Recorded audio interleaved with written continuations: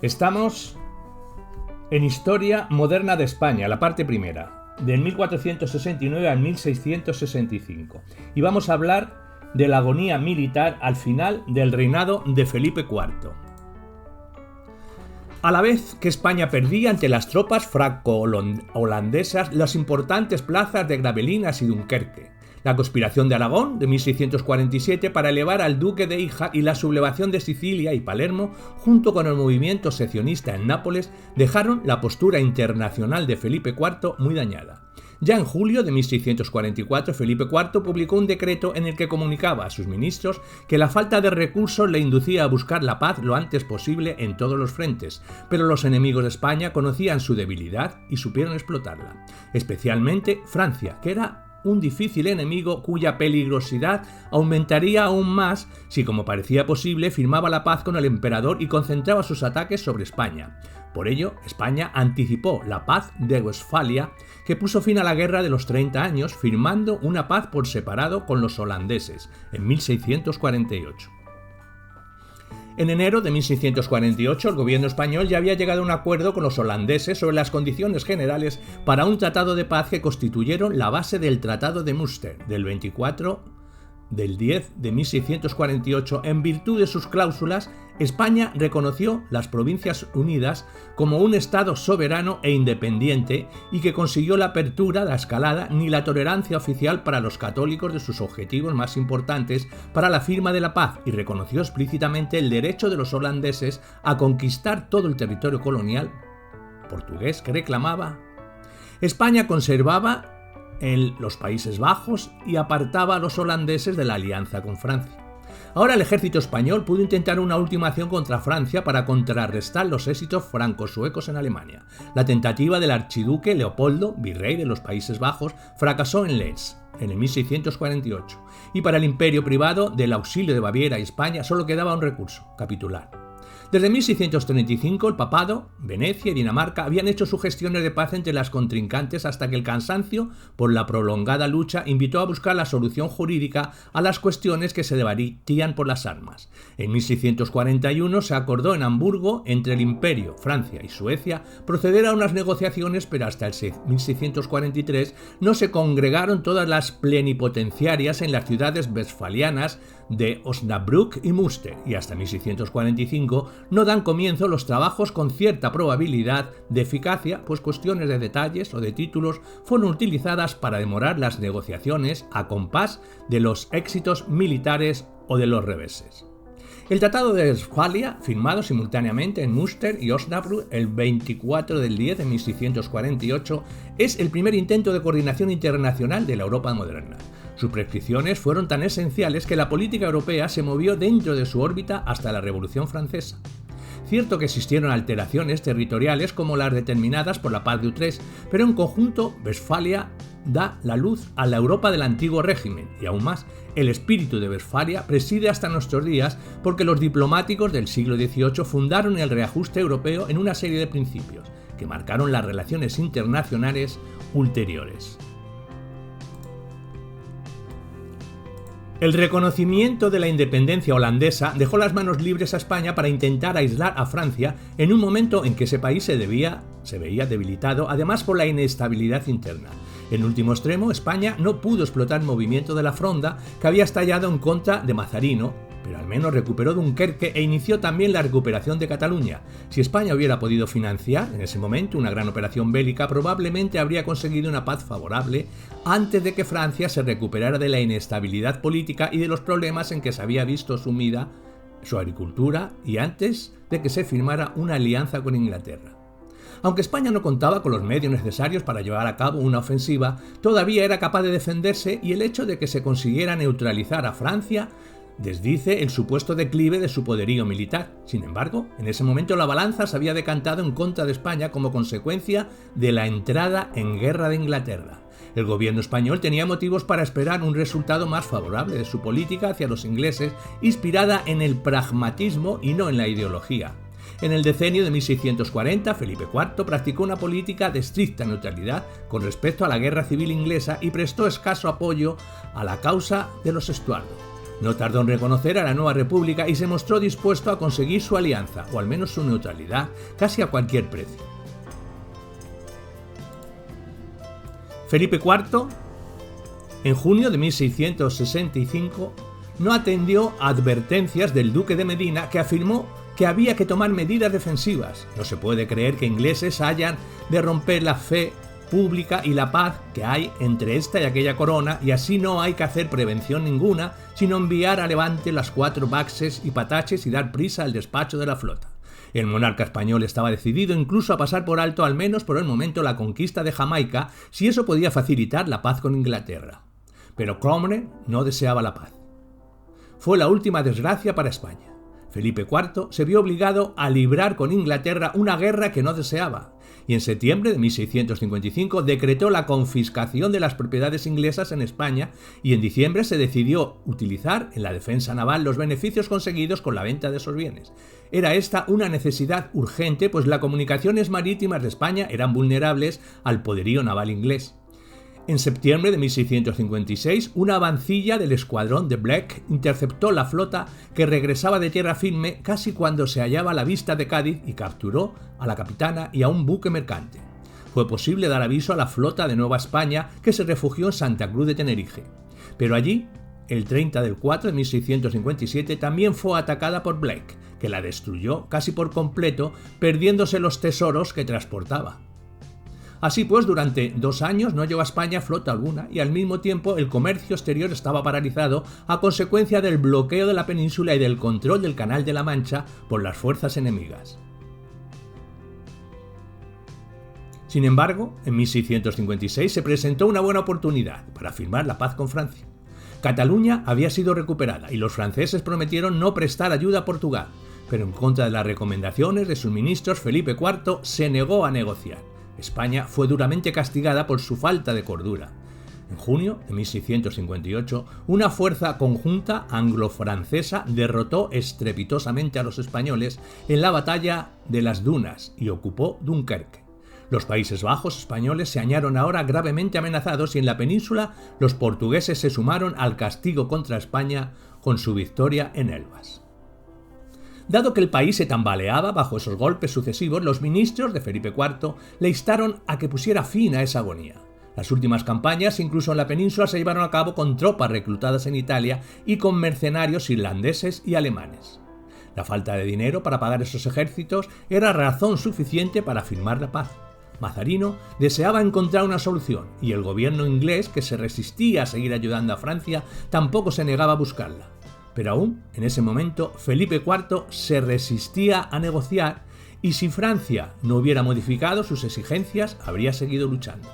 Don Juan de Austria en los Países Bajos, los diversos consejos en Madrid, Haro, el primado de España, todos dieron el mismo consejo al monarca. En cuanto a sus súbditos, desde la aristocracia hasta el más pobre de los campesinos, hacía ya mucho tiempo que habían dejado de pensar que la guerra defendiera en modo alguno sus intereses y habían perdido por completo en su vocación militar. Durante el reinado de Felipe IV, y justo cuando en Castilla se estaba padeciendo de manera importante la reducción de la actividad mercantil, descendía drásticamente la afluencia de metales americanos y cuando el crédito de la corona entre sus banqueros se veía cada vez más limitado como consecuencia de las bancarrotas provocadas.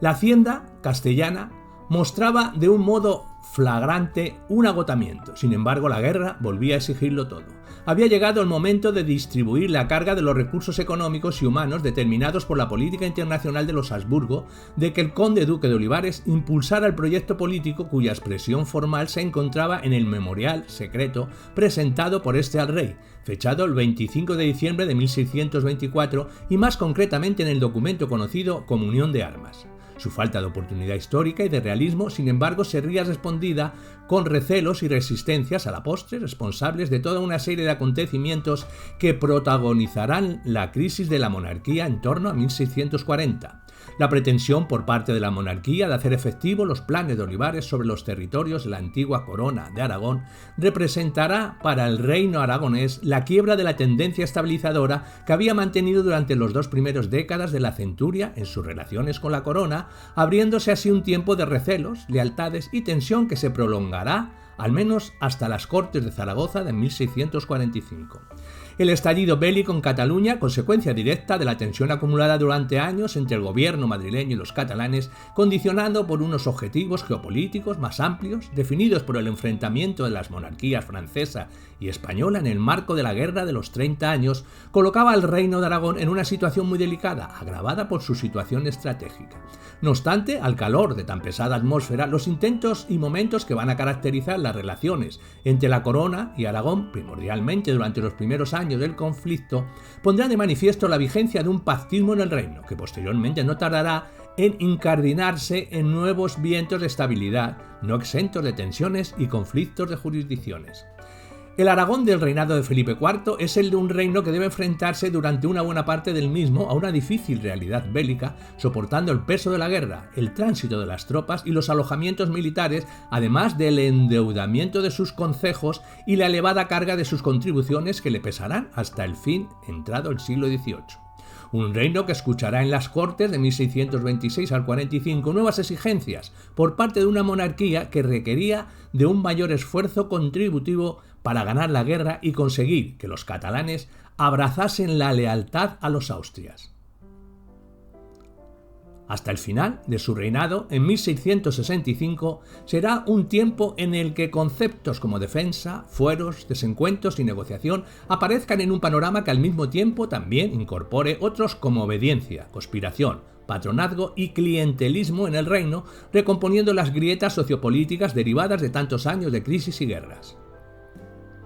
Con la intención de poner en marcha el proyecto de unión de armas impulsado por el conde duque de Olivares, resultado de la política internacional de los Habsburgo, Felipe IV convocaba a los tres reinos peninsulares de la antigua corona de Aragón, por real cédula de 24 de diciembre de 1625, a Cortes Generales. El lugar elegido para las de Aragón era Barbastro. En su camino hacia esa localidad, el 13 de enero, Felipe IV hacía su entrada en Zaragoza, acompañado de su hermano Carlos, localidad en la que permanecería por espacio de 6 días. La entrada en la ciudad fue solemne y majestuosa, llegando el monarca en medio de gran acompañamiento al templo de San Salvador, la sede de Zaragoza, lugar en el que procedió el acostumbrado juramento de observancias de los fueros y privilegios de Aragón ante los evangelios que portaba en sus manos el Justicia de Aragón, Lucas Pérez Menrique. Y ya en Barbastro, el día 21, en presencia del rey, se leía la proposición. El servicio que Felipe IV solicitaba al Reino de Aragón consistía en la aportación de 3.333 hombres útiles y disponibles para la guerra, así como la de otros 10.000 en calidad de reservistas, de modo que pudieran ser utilizados en la medida en que las circunstancias lo hiciesen necesario. Estos últimos no tendrían paga, quedando exentos de jurisdicción militar mientras las circunstancias bélicas no lo requiriesen. El servicio tendría una duración de 15 años, y en las Cortes barbatrenses prorrogada el 18 de abril a Calatayud, bajo la presencia del conde de Monterrey, donde finalizaba el 21 de julio del mismo. Los estamentos del reino exteriorizaban las inquietudes acumuladas durante los últimos decenios. Pasado un mes de la inauguración de las Cortes, tanto el brazo de la nobleza como el de la Iglesia y el de caballeros e hijosdalgo ya se habían manifestado proclives a la satisfacción del servicio, aunque con diferentes salvedades y motivaciones. No así el de las universidades. Y es que mientras la clase dirigente aragonesa veía la ocasión de insistir en la promoción de cargos, mercedes y demás beneficios de la corona, tras las expectativas que había generado, el fuero, que los aragoneses gocen de lo que los castellanos en las Indias, Cortes de Monzón de 1585, o el brazo de caballeros, hijosdalgo, centraba su interés en el que el pago del servicio se hiciera sin lesión de los fueros. Las universidades, sin duda, principales afectadas por el pago del servicio, caso de que éste se aprobase, adoptaban una actitud de tenaz resistencia a lo que consideraban una desmesurada contribución, amparándose en la incapacidad de hacer frente al servicio solicitado, dada la situación económica por la que atravesaba el reino. En la complicada atmósfera que en estos momentos se dibujaba la situación internacional, las inquietantes maniobras diplomáticas urdidas por la Cancillería francesa en torno a los graves acontecimientos que se estaban produciendo en Cataluña iban a conceder al Reino de Aragón un destacado protagonismo. En tales circunstancias, al esfuerzo económico y militar que el reino estaba realizando, era necesario sumar su apoyo a Felipe IV, no solo para que participara de los planes estratégicos de la monarquía en la defensa peninsular, sino también y sobre todo para eliminar cualquier tentación secesionista al calor de la causa abanderada desde el Principado catalán. Así las cosas, la corona llegó a considerar la conveniencia de una reunión de cortes con aragoneses y valencianos convocadas para abril en Daroca, con la intención de hacer lo propio con los catalanes después en Montblanc. En los primeros días de agosto de 1640, embajadores aragoneses llegaban a la corte para informar a la Diputación del Reino sobre la intención que el soberano tenía de reunir cortes en Aragón y Valencia, así como de tratar de dar término en Cataluña a las de 1626, todavía inconclusas, pese al renovado intento producido el año 1632. Nuevos avisos desde Madrid fijaban la apertura de las mismas para primeros de octubre en Alcañiz, y a lo largo del otoño todavía habría rumores tocantes a la celebración de las mismas, si bien en esa ocasión el lugar elegido era Calatayud. Finalmente, las Cortes no llegaban a realizarse, y es que la verdadera acción política se estaba llevando a cabo en el ámbito diplomático y negociador. Desde el mes de septiembre de 1640, las instituciones aragonesas habían iniciado un intenso intercambio diplomático con las dos partes en litigio, la corona y el Principado catalán, con el más que dificultoso objetivo de conseguir el retorno a la paz, rota como consecuencia de los sucesos acaecidos durante la jornada del 7 de junio de 1640 en Barcelona y otros municipios catalanes en las que había perdido la vida el propio Dalmau de Queralt y Codina, conde de Santa Coloma, virrey de Cataluña. Una dilatada gestión diplomática que había de prolongarse a lo largo de todo un año sin que obtuviesen los resultados buscados. Las desavenencias políticas arrastradas desde hacía tiempo entre las instituciones catalanas y la corona, así como la existencia de conversaciones secretas de la Generalitat con la Cancillería francesa, al menos desde julio de este mismo año, unido a la posibilidad de explotar la revuelta social existente como una ocasión favorable para demascarse de los graves problemas por los que atravesaba la política y economía en Castilla, inducen a pensar que los contactos con el Reino de Aragón, llevados a cabo por los catalanes, pretendían, sobre todo, dilatar las negociaciones en favor de su estrategia política y conseguir de sus vecinos, si no un apoyo, al menos su neutralidad. Y si los catalanes trataban de evitar la anunciada invasión del ejército del monarca español al gobierno madrileño, por su parte necesitaba tiempo para tener dispuesto lo necesario para la ejecución de sus planes. De este modo, durante los primeros meses de negociación, la actuación de los aragoneses quedó convertida más en instrumento de posturas enfrentadas que de efectivo interlocutor. Los tratados de paz no dejaron un buen sabor de boca en España. Los puntos del acuerdo se habían hecho públicos en el verano de 1648, una vez ratificado, firmado y sellado por el rey en Madrid el 16 de junio. En tan solo una década, la monarquía española había sufrido un duro golpe en el exterior, con el reconocimiento de las paces y en consecuencia de la hegemonía francesa, y en el interior, donde la década de 1640 había terminado por confirmar los peores temores del conde duque de Olivares sobre los rumores que se cernían sobre esa gran conspiración mundial contra la monarquía. Quedaban lejos las celebraciones de la victoria de Fuenterrabía, en la que el valido se había hecho retratar por Velázquez como un general dirigiendo las operaciones en el campo de batalla.